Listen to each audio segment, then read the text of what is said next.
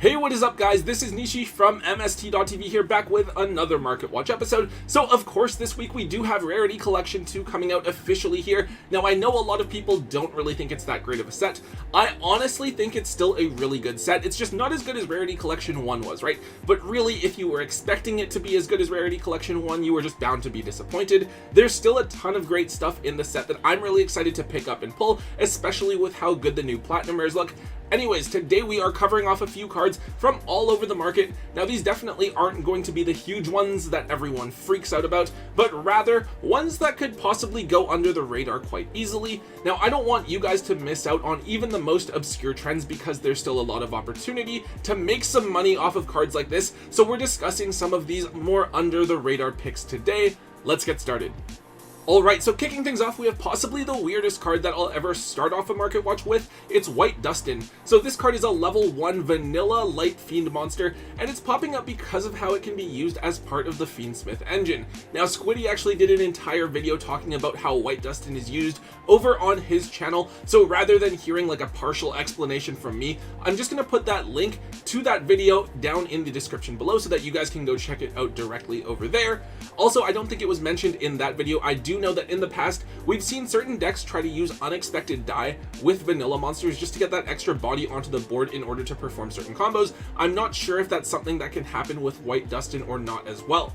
Anyways, this card does just have one printing. It was back as a common in Legacy of the Valiant, which came out in 2014. That's a full decade ago now, guys. Now over in the OCG, the Fiendsmith engine has proven to be really strong, as it can basically be splashed into anything, and players are already expecting it to be a really impactful archetype here as they continue to innovate. Now because of this random old vanilla is now literally $6 each. Kind of crazy if you think about it. If you do have the chance to dig a card like this up out of your bulk, or if you can go to the bulk bin at your locals and get this for like 25-50 cents, now's a great time to go looking for it. Moving on, the next card I want to take a look at is number 32 Shark Drake. So just last week we had our first wave of reveals from Rage of the Abyss, and it is Shark support. Definitely not what everyone was expecting, but they did get some cool new cards from that Water Legendary Duelist set, and the full armor cards work well with them as well. Now among the new support is a new version of Chaos 32. This one's called Shark Drake Leviathan. It's definitely an upgrade over the old C32. This one you can just summon over top of a Shark Drake Xyz monster you control by discarding any spell card. It has a quick effect to negate an opponent's monster's effect and make its stats 0, and it can also attack twice, and it does inflict piercing battle damage. So maybe not like the most game-breaking card, but between it and the other new sharks, maybe the deck could actually be pretty viable. Anyway, so of course, because we have C32, players' attention has automatically turned to the original number 32 Shark Drake, which is honestly one of the more forgettable number monsters. It's just so difficult to summon because it requires 3 level 4 monsters instead of just 2, and its effects aren't really anything too crazy. But in the new Shark deck, I guess you would just run it so that you can easily go into C32 if the hand allows you to do so. Because of that, we've seen all versions of the cards start to move. The alties are the only one that have really seen that really big, significant movement, as they're anywhere from $25 to $50. The prices are kind of all over the place. Aside from that, the card has common, super, and then ultra rare printings. I think it was a Starfoil maybe as well. Those haven't moved too much. They're all around that like $2 to $4 range. Now this is just an interesting card to note. If you do happen to be sitting on any of them, especially those ultimate rares, now would be a great time to offload them while there is some hype around them. One other card that's related to the Shark deck, it's 7th Ascension. Now credit here goes to Super Slow, who commented about this in the last Market Watch. Honestly, before that, I don't think I've ever heard of this card. Now on activation, this card lets you search for a Bury and Spell or Trap card, a rank up magic quick play spell, or a 7th spell or trap card other than itself, and then add that card to your hand or put it on top of your deck. And then if your opponent controls a monster summoned from the extra deck, you can banish this card from your graveyard and discard a rank up magic spell from your hand, then apply that rank up magic's spell's effect as if it were activated. So I do believe that this card spiked in price because of the Shark cards as well.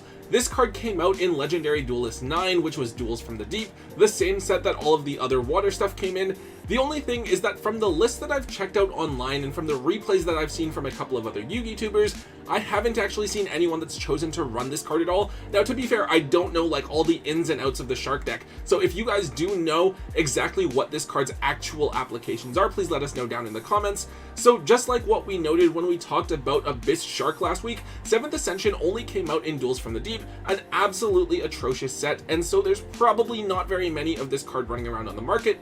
Because of that, the card shot up out of nowhere from being down at $2 to now being a $12 to $13 card. Maybe someone is cooking with this card somewhere, but honestly, I don't think that this card or the Shark deck is going to be particularly scary, so personally, I would just be looking to dump this card while it's currently so hyped up. Okay, so here's one that I think is really under the radar. We're looking at Goblin Biker Doug Charger. Now, over in the OCG, we have seen a few different Goblin Biker cards make appearances in the side deck. The idea behind the Goblin Bikers is that they detach materials from Xyz monsters to summon themselves out, which is a pretty cool and unique ability. There's a few cards that we've seen. Doug Charger is the one that we're showing here. It eats a material to summon itself out, but it also searches for a Goblin Biker spell or trap on summon. There's a couple of other cards to note that are related to this though. The first is Grand Entrance, which you would search off of Doug Charger. It's a normal spell that lets you search for a goblin from your deck, as well as potentially detach an Xyz material from a monster on the field to special summon a goblin from your hand.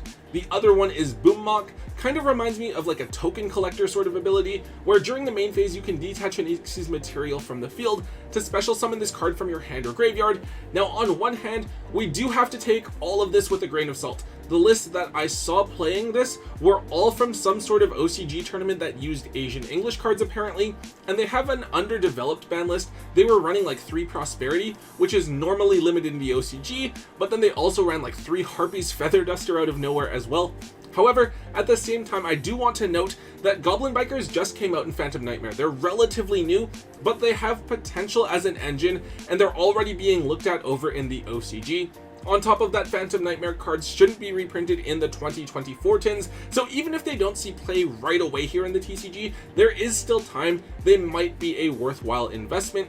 I believe that at that tournament in the OCG, they were quite afraid of Pearly, which seemed to take a number of top spots. And here, yeah, Pearly's still like a good deck, but it's not the best deck of the format by any means. With Doug Charger, we've seen the quarter century version go up a few months ago. It went up to around $40, but then it's gone back down. They're now between $25 and $30 each right now. Not too high, but still has room to go up further. The Ultras, they're usually dirt cheap from modern sets, right? But they're a couple bucks each right now as well. So this is an engine you might want to consider picking up and holding on to before it has a chance to go up any further. Alright, so we're talking about a card from Legacy of Destruction here. It's Shining Sarcophagus. Now this card is the one that holds together all of the Yugi themed cards, like the Gadget Trio and Gandora and the Silent Magicians. Basically, this card once per turn lets you search for a monster that mentions Shining Sarcophagus in its text. It can't be destroyed by monster effects, and if your opponent special summons a monster from the graveyard, you can discard a spell card, then target one of those monsters and send it to the graveyard as well. Now, I think that initially, it's pretty easy to write off the Shining Sarcophagus cards as just being bad secrets, or not really all that competitive, because they are just meant to appease fans of the original anime. However, I think that the cards actually could be pretty viable as an engine, maybe if they get a couple of new support cards, or find a way to abuse one of the monsters because it could be a relatively compact engine. The other thing worth noting is that I believe Jesse Cotton did a video over on his channel where he built this deck and brought it to locals, which definitely inspired some players to put it together as well. With all of this attention, we're seeing both versions of the card go up. The quarter century printing was at $45 and looked like it wouldn't be too expensive for a quarter century secret rare, but now they're up to between $65 and $70 each. The other one is the secret rare, which was at around $10 to $12, again, looking like one of the cheaper secret rares in the set, but it's now up to $15 to $16. Overall, I do think that this package is underexplored and could have a lot of potential, but at the same time, I wouldn't exactly want to spend like $100 on all of the cards from the archetype just to find out that they aren't good at all. I do think that the cards will ultimately go down over time, probably to around like $10 each. The cards from the Shining Sarcophagus theme are something that I think you guys should just consider picking up gradually over time as players pull them at your locals from entry packs or tournament winnings, and see if you can just grab them slowly for some cheap trades. Another obscure one here, it's Curry Photon. Now this card is actually seeing meta play over in the OCG, and I believe that players think it might be useful here in the TCG as well. this card lets you discard it and pay half of your life points, but then you take no damage for the rest of the turn until the end phase. Now over in the OCG, Tenpai Dragons have emerged as one of the best decks in the current format, and Curry Photon is a card that players are siding in order to stop themselves from being OTK'd. Tenpai Dragons can literally do like 20,000 damage in a single turn, so paying half of your life points to guarantee that you won't die that turn actually seems pretty good, because it's giving you a chance to play the game, and with decks like Snake Eye you have so much follow-up that you should be able to win the game in response. Now Curry Photon is actually a pretty accessible card. It was a common in Legendary Duelist White Dragon Abyss, which is a couple years old right now, but those are still basically priced as bulk. However, the card does have two different holo printings that are worth noting. It was an ultra rare in the Zexal tins from back in 2013, and then it was also in the 2019 advent calendar that had all of the different Karibo cards in it. Right now, either holo version is going to cost you about $4 to $5. Now, to be honest, I haven't seen this card pop up in any deck lists here in the TCG yet, but it might be something that needs to be considered after Tenpai Dragons get those two new support cards in the Infinite Forbidden. You don't have to go splurge on the holos of this card if you really don't want to. At the very least, I would consider going and picking up a set of the commons so that you can play if you have to. One final card here, and this is a card that we've definitely talked about on Market Watch before. It's Santa Claus. So this card is effectively a kaiju where you summon it to your opponent's field by tributing one of their monsters. However, there are two differences, one good and one bad. The bad one is that if it's still there during the end phase, your opponent gets to draw a card. However, the good thing is that you can special summon this card in defense mode, whereas kaijus have to be in attack mode. That's a big part of why Santa Claus saw play in the past, since you could run your Xyz monster into Santa Claus to keep it alive, so that you could go into Zeus and wipe the board. In the current format, however, this card is teched into some Tenpai Dragon decks. Now, two of the Tenpai Dragons, Chandra and Fadra, have effects that activate if a monster battles, which means that you actually have to attack into something in order to trigger their effects. And if your opponent only summons big monsters in attack mode, and you don't have like a droplet or a lightning storm, it becomes difficult for you to push for game. However, Santa Claus helps to make OTKing easier, since you can attack into it while it's in defense mode, it can't kill your monster, and then you can flood the field with bodies in order to make your synchro plays. Now with Santa Claus, I don't know why, but all of its printings are really weird and obscure. The highest rarity printing is the secret rare from the advent calendar that came out only in Germany quite a few years ago. Those are around $25 right now. The other printings were from Premium Gold, the 2018 advent calendar as a super rare, and then there's 3 different speed duel printings. Now any of these lower rarity versions is going to be right around the $10 mark. I really do hope that this card gets a more easily accessible printing soon, since we were seeing a similar spike with this card back when I think Super Heavy Samurais had to use this card in order to out X-Pearly Noir. Until then, keep your eyes out for this card because it's definitely a useful, even main deck worthy card if you want to play Tenpai Dragons. Alright guys, that is it for today's Market Watch episode. Best of luck with all of your Rarity Collection 2 pulls. If you guys are still watching this on Tuesday, it's tomorrow, Wednesday, where we should be posting our Rarity Collection 2 case opening, like our box battle sort of thing.